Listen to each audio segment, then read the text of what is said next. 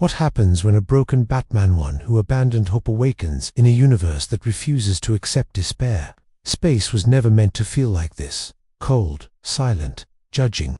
The stars stretched endlessly across the void, but to him, they didn't look like possibilities. They looked like graves. And standing at the center of it, all blood still drying on his knuckles, was Batman Flashpoint. This was not his Gotham, not his war, not his world. And yet, the war had followed him, because somewhere out there, hidden behind the calm diplomacy and shining ideals of Star Trek, something was hunting, and it had already found him. The first thing he heard wasn't the hum of engines or the quiet rhythm of a starship.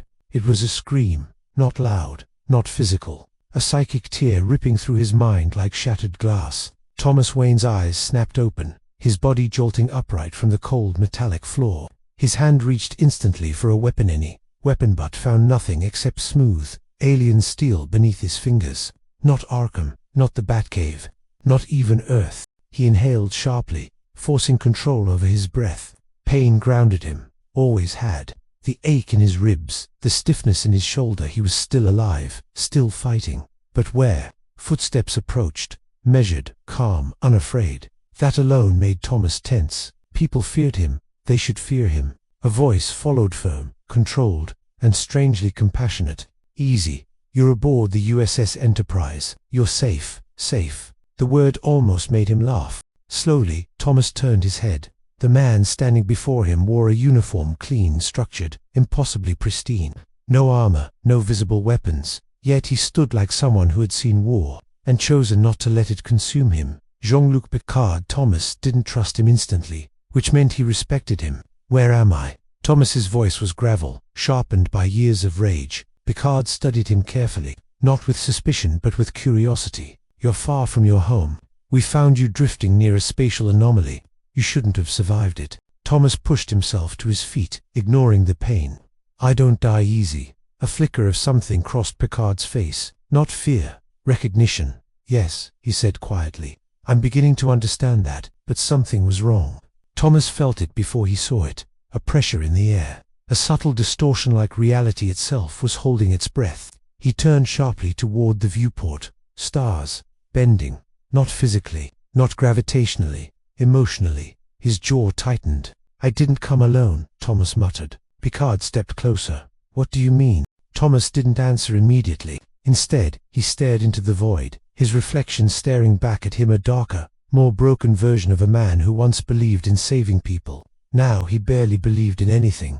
Where I come from, Thomas finally said, everything ends in blood. A sudden alarm cut through the air, sharp, urgent, unfamiliar but unmistakably dangerous. Picard tapped his communicator. Report.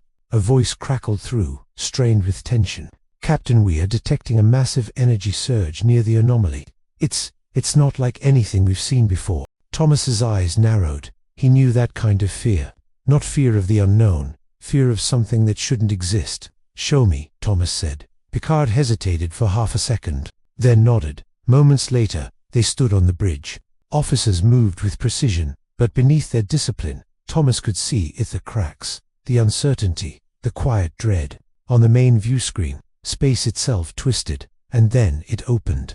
Not like a wormhole, not like anything Starfleet had catalogued. This was violent, chaotic, personal, a tear in reality, bleeding something through.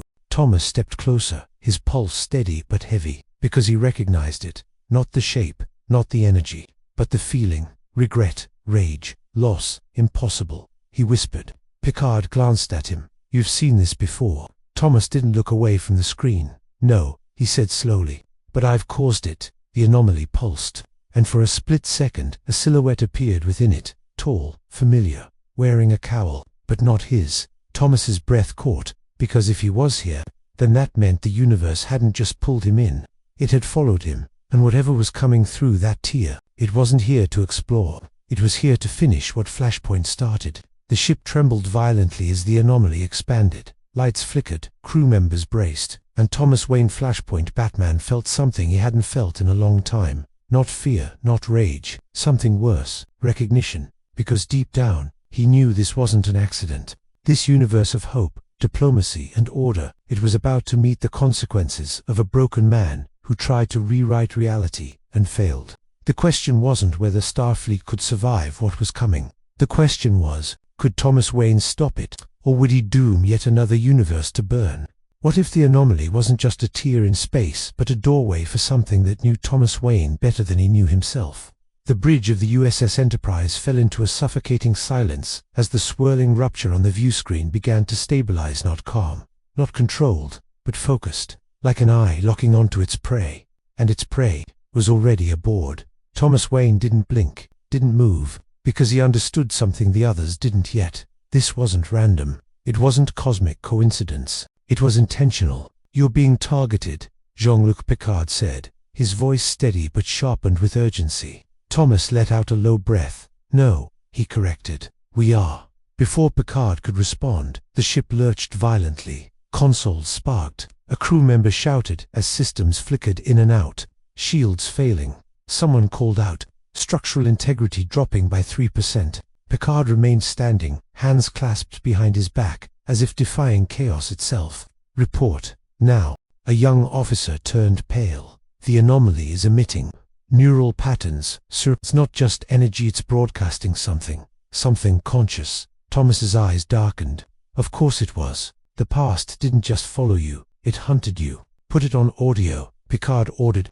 "Captain, we don't know what to do it." A brief hesitation, then a sound filled the bridge. At first, it was static, broken, fragmented whispers, but slowly, horrifyingly, it began to take shape. A voice, low, familiar. Thomas, every muscle in his body locked. "No, not possible." He stepped forward, his boots echoing against the deck. "Shut it off." But it didn't stop. "Thomas, you always run, but you never escape." Picard's eyes flicked toward him. "You know this voice." It wasn't a question.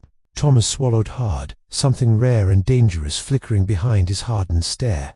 "I buried this voice, and yet it was here, alive, waiting." The screen pulsed again, and this time the silhouette became clearer. Not fully formed, but enough. A man, tall.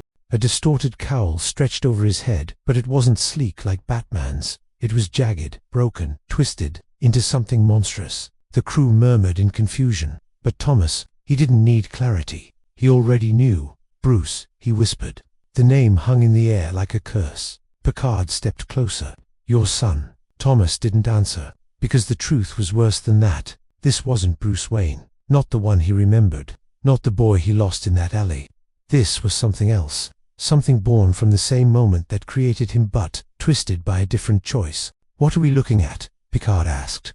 Thomas finally spoke, his voice colder than space itself. "A ghost," he said. "One I should have killed before it had the chance to exist." Suddenly, the anomaly surged. A wave of energy slammed into the ship, throwing several crew members off their feet. Lights exploded overhead. The hum of the Enterprise turned into a strained, screaming groan. "Hull breach on deck 6. Emergency force fields failing. Captain, we're losing control." Picard gripped the railing. "Divert all power to shields. Maintain position."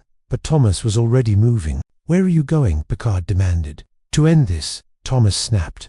"You don't even know what this is." Thomas stopped just short of the turbo lift, turning slowly. "I know enough," he said. "And if I'm right, then you're already too late." Picard stepped forward, refusing to let him vanish into action without answers. "If that thing is connected to you, then you are not acting alone. You are part of my crew now.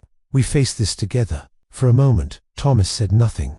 Then, a bitter smirk tugged at the edge of his mouth. "Your crew believes in saving people," he said. "Mine believed in surviving." Another violent tremor shook the ship. The voice returned, clearer now, louder. "Thomas, come find me." The screen flashed, and for a split second, the figure stepped forward, closer, sharper, eyes glowing beneath the shattered cowl. Not human, not entirely, a fusion of pain and power. Then it vanished again into the storm. Silence followed, heavy, unforgiving. Picard turned back to the view screen, his expression hardening. "Track that signal. I want its origin." "Sir, it's not outside the ship anymore." The words hit like a gunshot. Picard's head snapped toward the officer. "Explain." The officer's hands trembled over the console. "It's inside." The signal it's spreading through the Enterprise itself. Thomas's jaw tightened. "Of course it was. You didn't bring it aboard," Picard said slowly. Thomas shook his head. "No," he replied, "but I opened the door. A sudden explosion echoed from somewhere deep within the ship. Decks below. Screams followed. Real ones. Human. Picard didn't hesitate.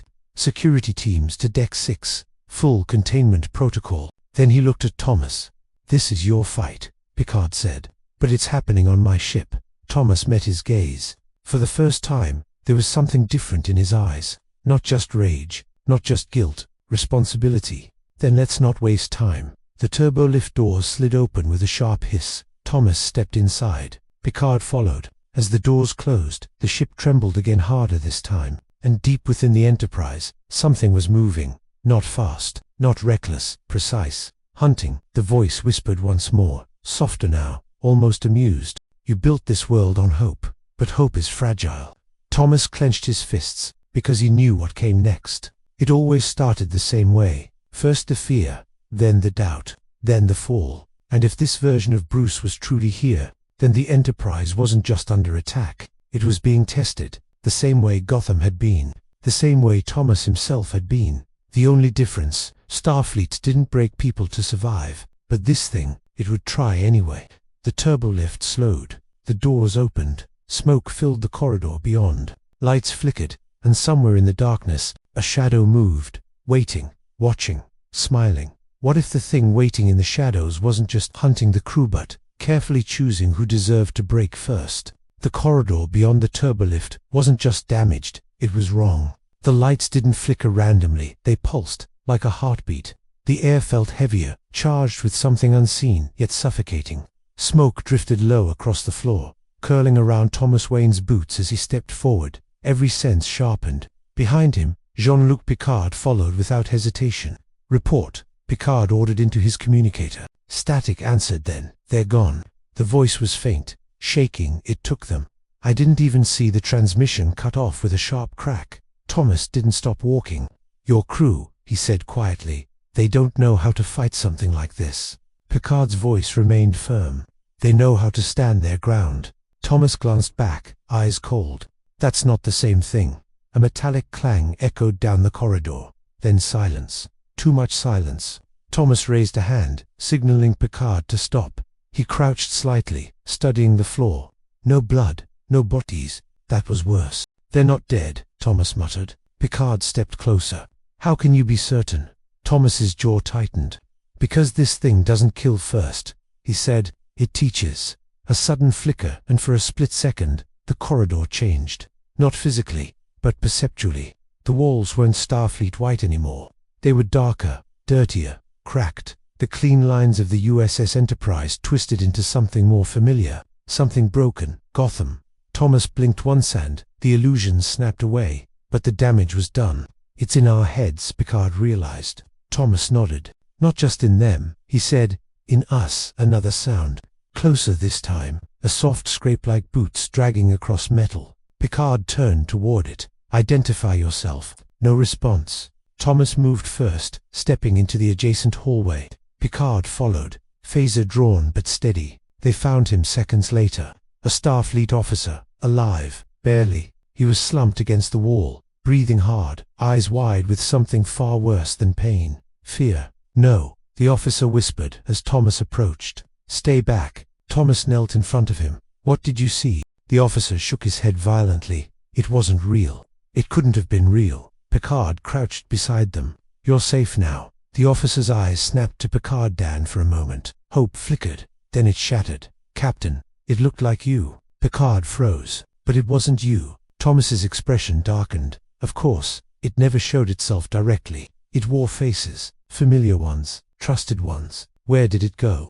Thomas asked. The officer's breathing quickened. It walked through the wall." A pause, like it didn't belong here. The lights above them flickered again, longer this time, and when they came back, the officer was gone, vanished. No sound, no trace, just empty space where he had been. Picard stood instantly, scanning the area. "Transporter lock." "No," Thomas said. He was already looking around, eyes tracking something invisible. "It's faster than that." A low chuckle echoed through the corridor. "Not from one direction, from everywhere." "Thomas," the voice wrapped around him like a vice. "You always were the stubborn one." Thomas didn't flinch. "Show yourself," he growled. The air shifted, and then it appeared. Not fully, not completely. But enough. A figure stepped out from the wall itself, like ink bleeding through paper. Tall, broad, wrapped in a distorted version of the batsuit, if it could even be called that anymore. Armor cracked and jagged, like it had been rebuilt from memory and rage, and beneath the broken cowl eyes, glowing, empty. Watching Picard raised his phaser. Stand down. The figure tilted its head slowly, almost curiously. You still think this is a fight you can win, it said, voice layered, echoing with something unnatural. Thomas stepped forward, placing himself between it and Picard. This isn't your world, Thomas said coldly. You don't belong here. The figure smiled. A slow, terrible smile. Neither do you. The lights exploded. Darkness swallowed the corridor. For a moment nothing, then impact. Thomas slammed into the wall as something hit him with impossible force. He rolled, instantly recovering, but the figure was already gone. Gone, but not silent. Every universe breaks. Thomas. A scream echoed from another deck. I'm just showing them how. Picard moved to Thomas's side. What is it? Thomas pushed himself up, eyes locked on the shadows. It's what happens when Batman stops believing in saving anyone. Picard's voice hardened. Then we reminded what it means to be wrong. Thomas almost laughed. Almost. You don't understand, he said. This thing doesn't want to win. He turned toward the darkened corridor ahead. It wants to prove that no one else can. Another tremor shook the ship. Harder, deeper, and for the first time, the Enterprise didn't feel like a starship anymore. It felt like a city under siege. A city Thomas Wayne knew all too well. Behind them, alarms blared again, louder, more desperate. Captain, a voice crackled faintly through the communicator. It's spreading, we're losing entire sections. Static swallowed the rest. Picard clenched his jaw. We divide and contain it. Thomas shook his head immediately. No, that's what it wants. Picard met his gaze. And doing nothing is not an option. Thomas hesitated, because Picard was right. And that was dangerous. Then we hunt it, Thomas said finally. A beat, and this time we don't let it choose the battlefield. Somewhere in the darkness the figure watched, listening, waiting, because the hunt had already begun. And this time, it wasn't just Thomas Wayne being tested. It was an entire universe built on hope. The only question was, how long before that hope started to crack?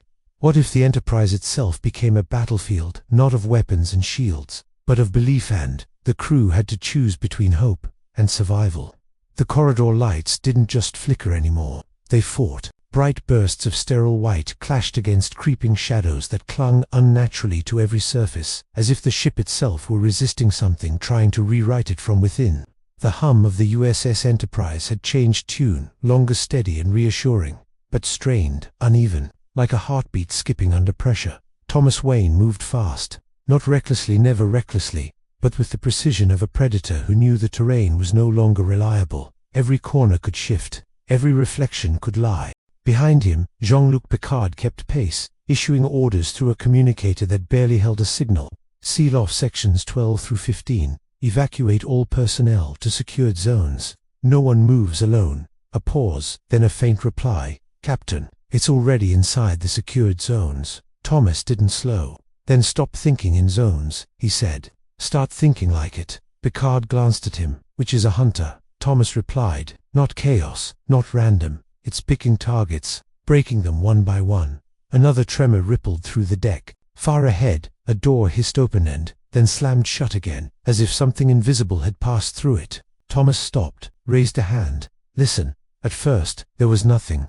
Then, one officer lashed out wildly, striking at empty air. Another curled into a corner, whispering apologies to someone who wasn't there. Picard stepped forward immediately.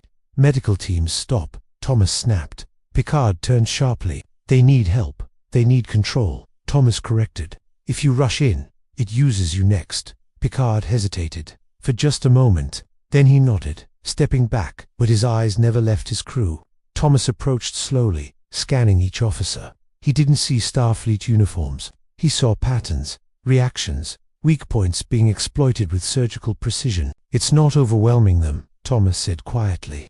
It's tailoring the attack. Picard's voice lowered. Based on what? Thomas didn't answer right away.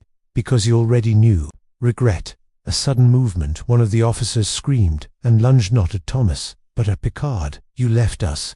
Picard caught the man's arm, holding him firmly but without violence. Lieutenant, listen to me. Isn't real. It is real. The officer shouted, tears streaming down his face. "You chose the mission. You always choose the mission." Picard froze, just for a second, but Thomas saw it. That hesitation, that doubt, and the shadows noticed too. They pulsed subtly, but unmistakably. "Feeding." Thomas stepped in, striking the officer sharply across the side of the neck. The man collapsed instantly, unconscious but breathing. Picard turned, anger flashing. "That was unnecessary." "No," Thomas cut in.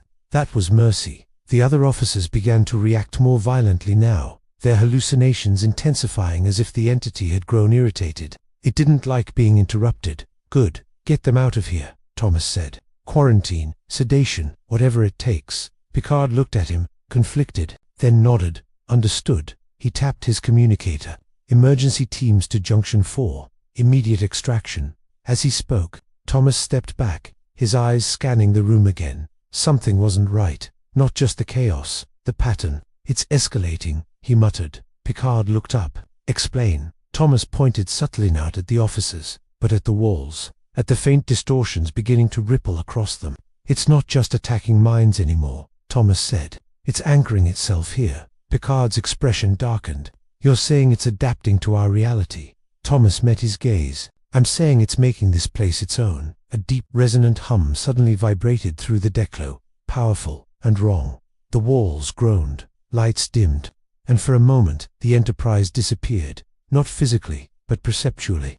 The clean Starfleet design was gone, replaced by something else, something darker, narrow alleys, cracked concrete, endless night. Gotham. Thomas stood in it again, not a memory, a projection, and standing at the far end of the alley, a child, small, still, looking up at him. Thomas's breath caught. "No," he whispered. The child didn't move, didn't speak, but Thomas knew. Bruce, not the broken thing from before, not the monster in the shadows, just a boy. The boy he lost. Picard's voice cut through the illusion. "Thomas, what are you seeing?" Thomas didn't answer. He couldn't, because for the first time since arriving here, he hesitated.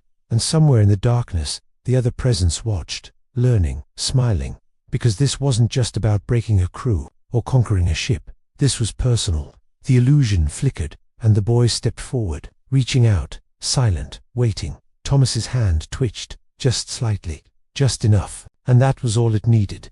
The alley twisted violently, collapsing back into the cold, metallic reality of the Enterprise. But something had changed. The hum of the ship deepened, the shadows thickened, and far beyond the walls of the vessel, the anomaly pulsed again, stronger, wider. Picard looked around, sensing it too. What just happened? Thomas exhaled slowly, his expression darker than ever. "It found the crack," he said. "A beat. And now it's going to tear it open." Somewhere deep within the ship, a new sound echoed. Not a scream, not a whisper. A heartbeat, steady, growing louder, as if something had finally taken root, and was ready to spread. What if the thing growing inside the Enterprise wasn't trying to destroy it, but reshape it into a world where hope had already lost? The heartbeat didn't fade, it settled. Deep within the structure of the USS Enterprise, it pulsed like a second engine, slow, deliberate, alive in a way that had nothing to do with Starfleet design. Every system reading began to fluctuate around it, as if the ship itself were being forced to breathe in rhythm with something alien. Thomas Wayne felt it instantly, not just in the air, in his bones. "That's not energy," he said under his breath. "That's intent." Beside him, Jean-Luc Picard straightened, his composure intact but his eyes sharper now. "Engineering reports the anomaly has established a core presence, localized but expanding. It's integrating." Thomas let out a quiet, humorless exhale. "It's not integrating." He turned slowly, scanning the corridor as the lights dimmed another fraction. "It's claiming territory." A sudden surge of power rippled through the deck. Consoles along the walls flickered violently, then stabilized, but the displays were wrong. Starfleet symbols glitched into jagged, distorted shapes before snapping back. Picard tapped his communicator. "Bridge report." The response came quickly but strained. "Captain, internal sensors are changing. We're reading structural overlays that don't match the Enterprise's design. It's like there's another architecture layered on top of ours." Thomas's gaze hardened. "Not layered," he said quietly. "Replaced." Another tremor, stronger. Somewhere above them, metal screamed. Picard stepped forward. "We need to isolate," It contain whatever this presence is before it spreads further. Thomas shook his head. You still think this is a problem you can box in, he said. It's not. It's already inside every system, every corridor, every mind. Picard met his gaze, unwavering. Then we adapt. Thomas stared at him for a moment, and for the first time there was something almost unfamiliar in his expression. Not doubt, but recognition. You really believe that? Thomas said. I do. A pause. Then Thomas nodded once. Good, he said, because it's about to test that. The heartbeat pulsed again, louder now, and the corridor shifted. Not just visually this time, physically. The floor beneath them rippled like disturbed water, then hardened into something darker, rougher. The walls narrowed, the ceiling dropped slightly, and the sterile Starfleet lighting gave way to dim, flickering shadows. Picard steadied himself. The ship is transforming. Thomas's voice dropped. No. He stepped forward, boots now echoing against a surface that wasn't quite metal anymore. It's being translated into something else, something familiar, something broken. They moved cautiously down the altered corridor, every step carrying them deeper into a version of the Enterprise that shouldn't exist, a version shaped by fear, by regret, by failure. A door ahead slid open slowly, though it no longer looked like a Starfleet door. Its edges were jagged, uneven, as if carved rather than engineered. Beyond it, darkness, and that heartbeat. Picard raised his phaser, but Thomas placed a hand on his arm. Wait, Picard frowned. We don't have time to hesitate. This isn't hesitation, Thomas said. This is understanding the trap. The heartbeat slowed, as if listening, as if waiting. Then a voice, soft, familiar. Father. Thomas's entire body went rigid. Picard looked at him sharply. Again. Thomas didn't answer, because this wasn't like before. Before, it had been distant, echoing. Now it was close, too close. The darkness ahead shifted and a figure stepped into view. Not the monstrous version, not the broken thing from the anomaly. This was different, cleaner, younger. Bruce Wayne, the boy, standing there, looking exactly as he had on that night in the alley, unharmed, alive. Father, Bruce said again, his voice calm to calm. Picard lowered his weapon slightly, confusion crossing his face. Is this another illusion? Thomas didn't respond immediately, because something about this felt wrong in a different way. Not aggressive, not manipulative, still controlled, as if the entity had stopped trying to break him, and started trying to convince him. You don't belong here, Bruce said softly. This isn't your war. Thomas took a slow step forward. You're not him. Bruce tilted his head. Aren't I? The question lingered, uncomfortable. Dangerous. Picard spoke carefully. Whatever you are, you've caused enough harm. Release control of this vessel and stand down. Bruce's gaze shifted to him, and for a moment, something darker flickered beneath the surface. You think this is harm? Bruce asked quietly. The walls pulsed. The heartbeat echoed, stronger. This is mercy. Thomas's fists clenched. Mercy doesn't tear people apart. Bruce's expression didn't change. No, he agreed. It shows them the truth they've been avoiding. He stepped closer. Not threatening, not hostile, just inevitable. They believe in a future where everyone can be saved. Bruce continued, his voice almost gentle. You know that's a lie. Picard's voice cut in, firm. We believe in striving for that future even if it's imperfect. Bruce looked at him again, and this time he smiled. Not cruelly, but knowingly. And how many have you lost along the way, Captain? Picard didn't answer, but Thomas saw it. That flicker, that same crack. The entity was learning faster now, adapting, refining. Thomas stepped between them. Enough. Bruce's attention snapped back to him. You opened the door, Bruce said softly. You created this. All I'm doing is finishing it.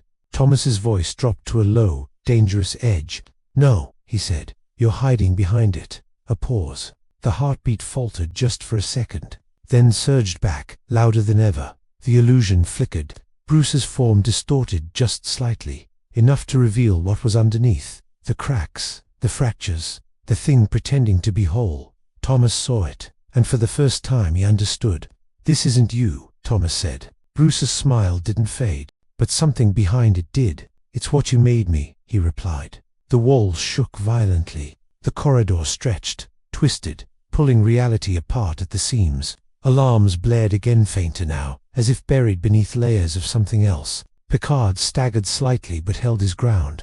We need to fall back, regroup. No, Thomas said. His voice was different now. Not just anger, not just guilt, focus, clarity, because he had finally seen the truth.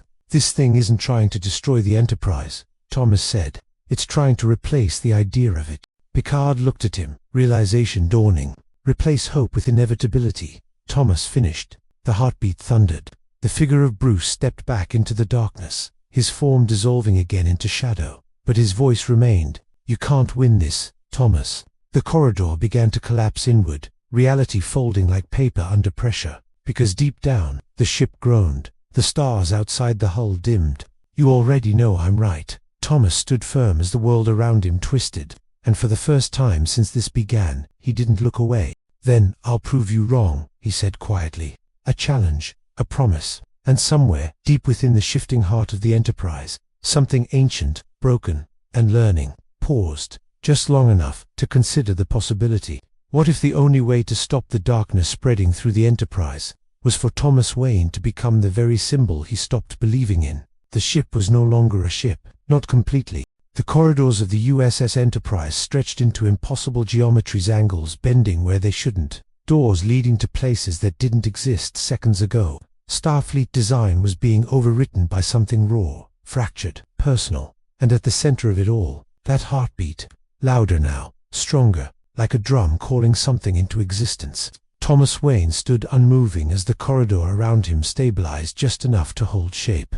The last echo of that distorted version of Bruce faded into silence, but the impact of his words lingered like a toxin in the air. You already know I'm right. Behind him, Jean-Luc Picard steadied himself against the shifting wall, his breath controlled, his mind clearly racing. It's not just attacking us, Picard said quietly. It's rewriting our perceptions, redefining what this ship represents. Thomas didn't turn. That's how it wins, he replied, not by force. By making you accept that fighting is pointless. Picard stepped forward, his voice sharpening. Then we deny it that victory. Thomas finally looked at him, and there it was, again, that unshakable resolve, that refusal to bend, even when the universe itself seemed to be collapsing inward. Hope, real hope. Not the kind Thomas had once believed in, the kind he had lost. You still think belief is enough, Thomas said. Picard met his gaze without hesitation. I think belief is where it begins. A long silence followed. The heartbeat pulsed again, and this time Thomas understood something he hadn't before. This entity, this fractured echo of a broken Bruce, it wasn't just feeding on fear, it was feeding on certainty. The certainty that things couldn't change, that pain defined everything, that hope was a lie. Thomas exhaled slowly. Then we give it something it can't predict. Picard's brow furrowed, which is, Thomas's voice dropped. Uncertainty. Before Picard could respond, a sudden surge of energy rippled through the corridor, stronger than anything before. The walls split open like tearing fabric, revealing something beyond the physical structure of the ship. Not space, not the anomaly. Something deeper, a core, a nexus where the entity had rooted itself. It pulsed like a living organ, suspended in a void of shifting shadows and fractured memories. Images flickered across its surface, Gotham's alleys, Starfleet battles, faces of the crew, all blending into one chaotic, evolving construct. Picard stared at it, awe and horror mixing in his expression. This is where it's anchored. Thomas nodded. Yeah, he said, and it's where we end it. They stepped forward together, crossing the threshold into that impossible space. Gravity felt wrong here, looser, unstable, like the rules were suggestions rather than laws. The heartbeat thundered, and then, it stopped. Complete silence. The core shifted, and from it, he emerged. Not the child, not the illusion, the full form. That twisted, broken version of Bruce Wayne. The cowl, jagged armor cracked, eyes burning with something that wasn't just rage but understanding twisted into something cruel. You came, he said, his voice echoing across the void. Thomas stepped forward without hesitation. I always do. The figure tilted its head, almost amused, still chasing ghosts. No, Thomas replied, ending them. A faint smile formed beneath the broken cowl. You still don't see it, the entity said. This isn't about me. It gestured outward and the space around them shifted. Suddenly, they weren't standing in the core anymore. They were on the bridge of the Enterprise, but not as it was, as it could become. Dark, empty, broken, crew stations abandoned, lights dead, stars outside replaced by a cold, endless void. Picard looked around, his jaw tightening. A possible future. No, the entity corrected. an inevitable one. It stepped closer, its presence distorting the very air. This universe believes it's different, it continued, that it can avoid the cycle, that it can rise above pain. Its gaze locked onto Picard. But pain doesn't disappear, Captain, it accumulates. Picard held his ground, and we endure it. We learn from it, we grow. The entity laughed softly. And how many times can you grow before you break? Thomas stepped between them again. This isn't about him, Thomas said. This is about you trying to justify what you've become. The entity's attention snapped back to him. What I've become is truth, it said. You taught me that. Thomas's eyes narrowed. No, he said. I taught you how to survive. A beat. You chose to stop caring. The words hit harder than any weapon. For a moment, just a moment, the entity's form flickered. The cracks in its armor spread slightly, revealing something unstable beneath. But then it steadied. You think caring saves anyone? It asked quietly. Thomas didn't answer immediately, because once he would have said no, once he would have agreed. But now he glanced at Picard, at the way he still stood firm, even here, even now, in the face of something that defied everything he believed in, and didn't bend. Thomas exhaled. No, he said. The entity smiled, victorious. But then, Thomas continued, not by itself. The smile faltered. But it's where you start, Thomas said. And you never even tried. The space trembled. The heartbeat tried to return, but it stuttered, uneven. The entity stepped back slightly, its form destabilizing at the edges. You're lying, it said. Thomas shook his head. No, he replied. I just finally stopped listening to you. The void around them began to crack, fractures spreading like shattered glass across reality itself.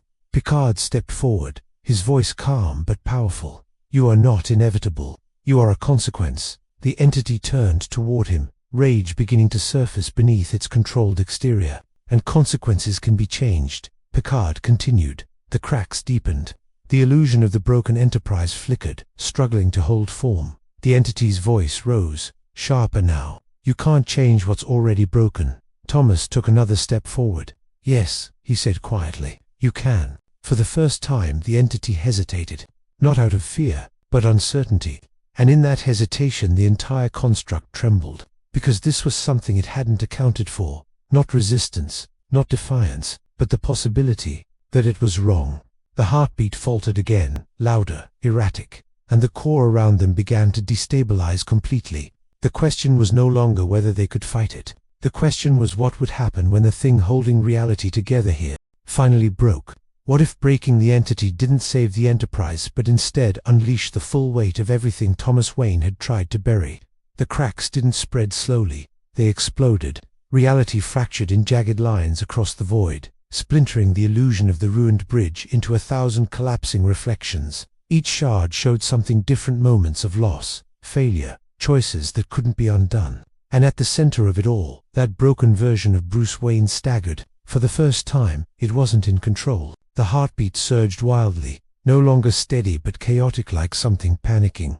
You don't understand what you're doing, the entity roared, its voice no longer calm, no longer calculated. Thomas Wayne stepped forward anyway. I do, he said.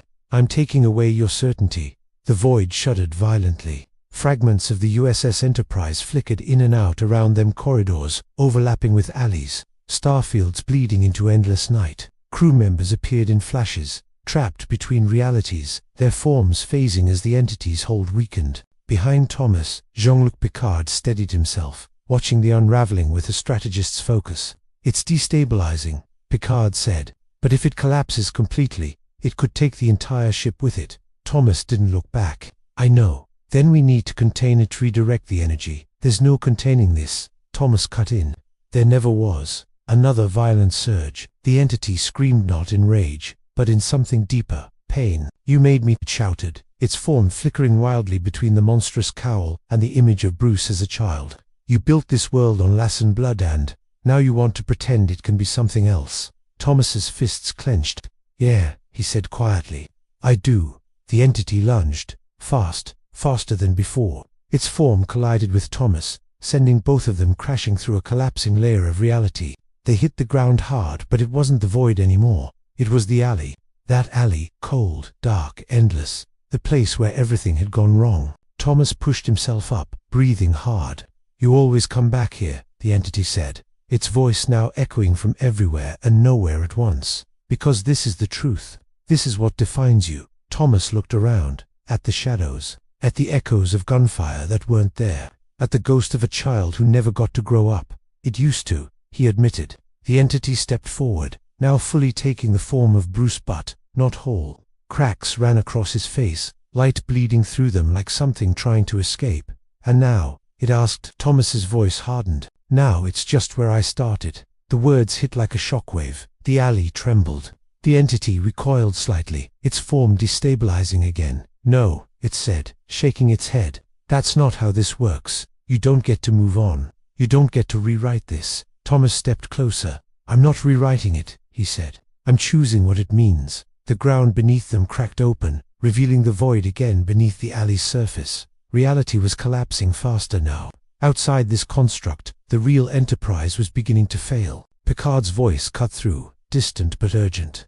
Thomas, the ship can't hold this much longer. The entity laughed sharp, broken. Do you hear that? It said, even now, you're going to lose them, just like you lost him. Thomas didn't flinch. Maybe, he said. A pause, but not because I stopped trying. The entity's expression twisted. You think trying matters. It snapped. You think hope changes anything. Thomas took one final step forward, close enough now, face to face. I think giving up guarantees it doesn't. For a split second, everything stopped. The entity froze. The cracks across its form widened, light pouring through them like something breaking free from inside. You're wrong, it whispered, but it didn't sound certain anymore. Thomas raised his hand, not in anger, not to strike, but to reach out. To Bruce, not the monster, not the construct. The idea of what he had lost. And for the first time the entity didn't move, didn't attack. It just stood there, shaking, because this wasn't part of its design. This wasn't fear. This wasn't despair. This was something else. Something it couldn't process. You don't have to be this, Thomas said quietly. The void roared round them. The Enterprise trembled at the edge of collapse. Picard shouted something, orders, warnings, but it barely registered. Because in this moment, it all came down to this. The entity's hand twitched. Its form flickered between the broken Batman and the child Bruce, between rage and something dangerously close to peace. I can't, it said. Thomas's voice softened just slightly. Yeah, he said. You can. The cracks spread faster, the light intensified, and the entire construct began to collapse inward. The entity screamed not in anger, but in something raw and uncertain. What happens if I let go? It demanded. Thomas didn't hesitate. You stop being alone. For a moment, just a moment, the chaos stilled. The light consumed the cracks, and the entity hesitated. But hesitation wasn't stability.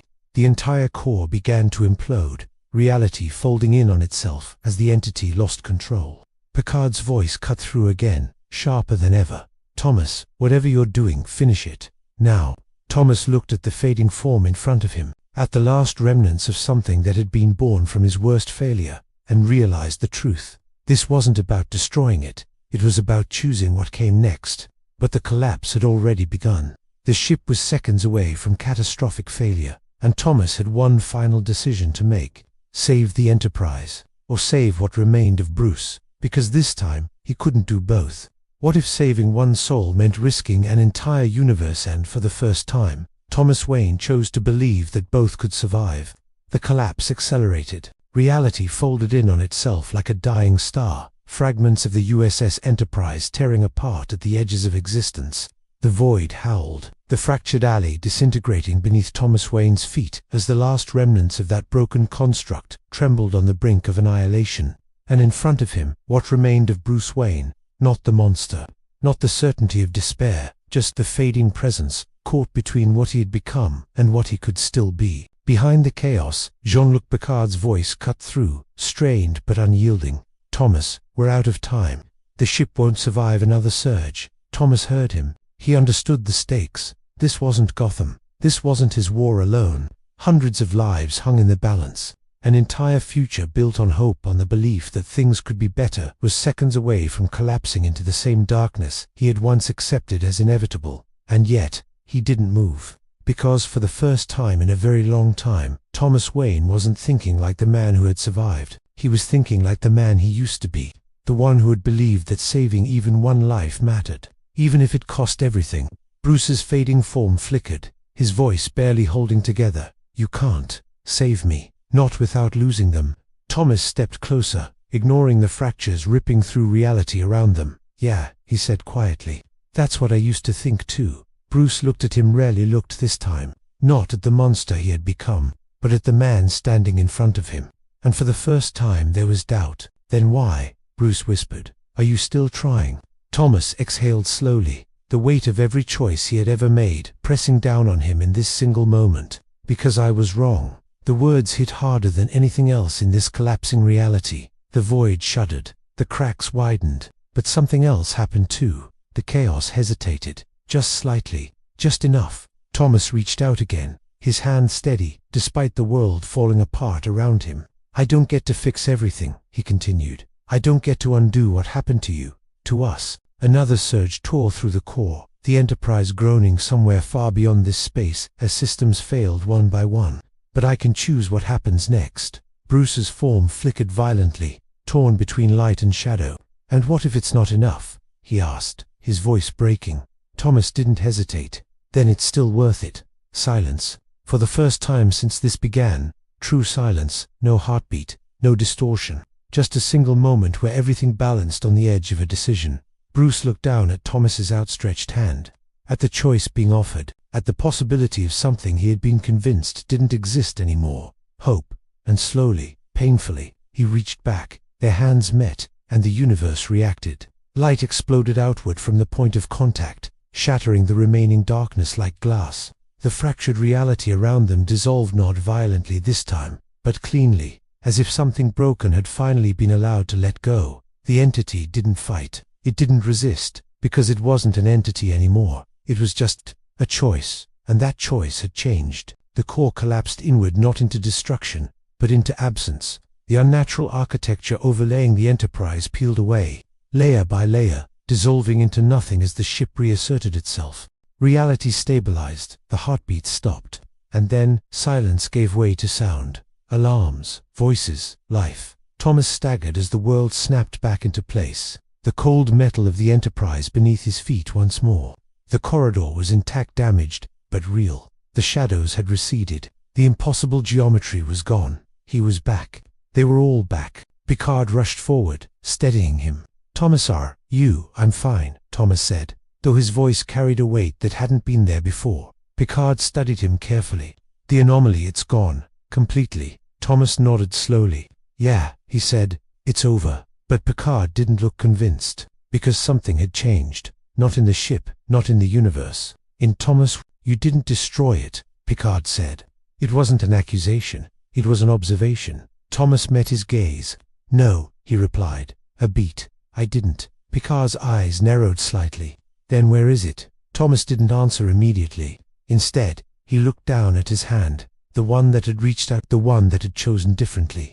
For the first time in years it wasn't clenched into a fist. "Gone," Thomas said finally. But the word carried more meaning than it seemed, because it wasn't just gone. It was resolved. The past hadn't been erased. It hadn't been undone. But it had been understood. And for someone like Thomas Wayne, that was something far more dangerous than victory. It was change. The ship's systems began to stabilize around them. Starfleet officers regaining control, voices rising with cautious relief. The USS Enterprise had survived. The crew had survived. Hope had survived. Picard straightened, his composure returning, though his eyes lingered on Thomas with quiet curiosity. "You challenged something that defied everything we understand," Picard said, "and you didn't defeat it with force." Thomas gave a faint, almost tired smirk. "Force doesn't work on things like that." Picard nodded slowly. "No," he agreed, "it doesn't." A pause. "Then, what will you do now?" The question hung in the air, because for the first time since arriving in this universe, Thomas Wayne didn't have an immediate answer. He looked out toward the viewport, where the stars stretched endlessly once more, no longer twisted, no longer watching, just there. "Possibilities. I don't know," he admitted. And that, more than anything, was new. Picard allowed himself the faintest hint of a smile. "Then perhaps," he said, "that's where your journey truly begins." Thomas didn't respond, but he didn't argue either. Because maybe, just maybe, This universe wasn't another battlefield to survive. Maybe it was something else. Something he had forgotten how to see. Something worth protecting. Not out of guilt, not out of rage, but out of choice. And somewhere, deep within the quiet that followed, for the first time in a very long time, Thomas Wayne didn't feel like he was fighting a war. He felt like he was standing at the edge of something unknown. Not certain, not safe, but not broken either. And as the USS Enterprise sailed forward into the infinite, the dark night of a shattered world finally understood something that had always been just out of reach. Hope wasn't a guarantee. It wasn't a promise. It was a decision. One he had refused to make for far too long, until now. And in a universe built on the idea that tomorrow could be better, that decision might just change everything.